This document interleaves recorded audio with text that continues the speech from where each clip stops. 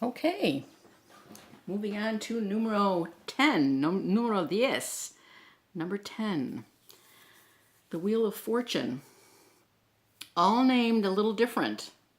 We have the Spiral of Fortune, the Wheel of Life, just plain Fortune, and the Wheel. Rachel Pollack's The Spiral of Fortune.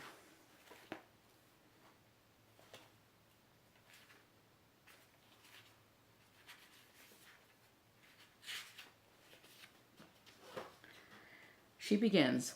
It spins like the sun, it shines in the waters, it springs past the darkness, it breaks through the circle.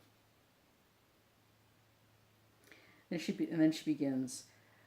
The traditional card 10 is the Wheel of Fortune, showing an ever-turning wheel symbolizing the idea of life as a circle that carries us upward for the first half of our lives and down to death for the second. Many people who have seen the Wheel of Fortune as the great wheel of reincarnation, and karma, an endless cycle of experience until we know the truth and liberate ourselves from rebirth. Another source for the image is the Wheel of the Year, from summer lushness to winter barrenness and back to summer, with the 4 solar points of the equinoxes and solstices and the 4 cross-quarter days.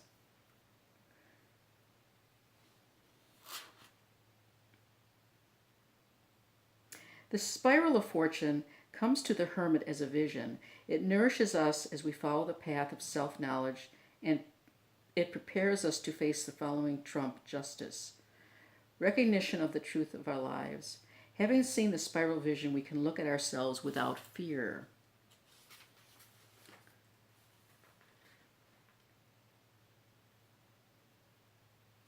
At times, later on, she says, at times in our lives it may seem like we are going round and round in circles, stuck in the same situation with no way out. This card suggests that all these circles are really a spiral, and if we persist, we will break free. That's a nice idea, a spiral.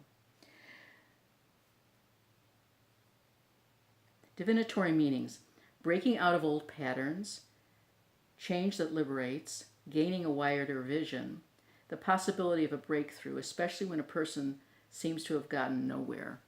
So that's a very different take on the spiral, the Wheel of Fortune, and it's a really interesting take. So if you think of it as a spiral and learning more and being able to break out of old patterns, I really like that.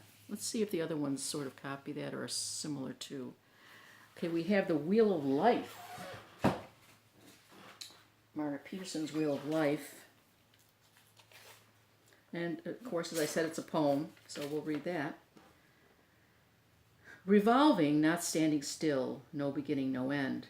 Revolving, you can't escape. Revolving, holding on to happiness, holding on to suffering, lost in the magnetic field of revolving. Round and round you go, wondering why nothing is resolved. When the blindness of love thaws, you regain your sight. Subtle shifts in orbit. You'll find the answer by the river. What?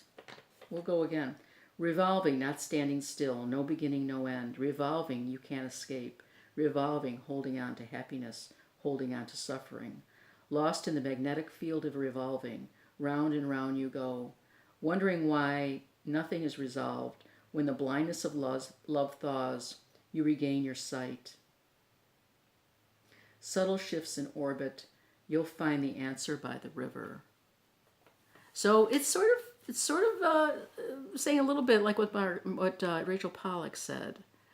You're caught in a circular way, but if you think of it as also you could learn. You're doing that over and over again, but you can break through that. And this is Fortune, the Jacquerizza.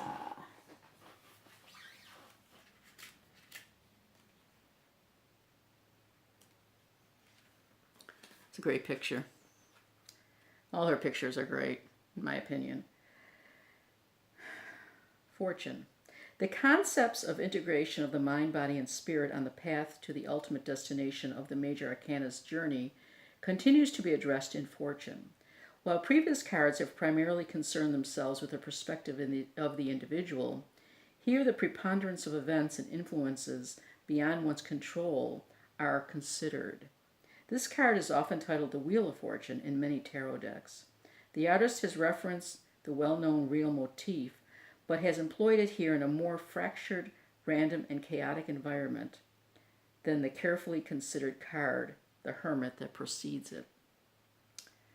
Divinatory meanings, unexpected developments, eternal influences or events that cannot be disregarded. So here we have a little more traditional concept of the wheel. Unexpected developments, eternal influences or events that cannot be disregarded. And finally, the Gypsy Palace.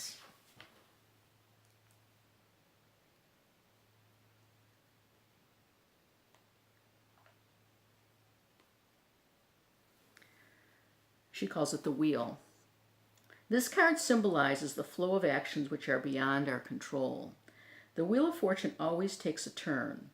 We can hardly influence its movement. Good luck can be followed by bad luck or even better luck. We have to give up the illusion of directing it. The wheel goes up and down just like our life. By embracing this change, you will not miss precious experiences in their right time. And keywords are change, luck, and flow. So there you go. There you have the Wheel of Fortune.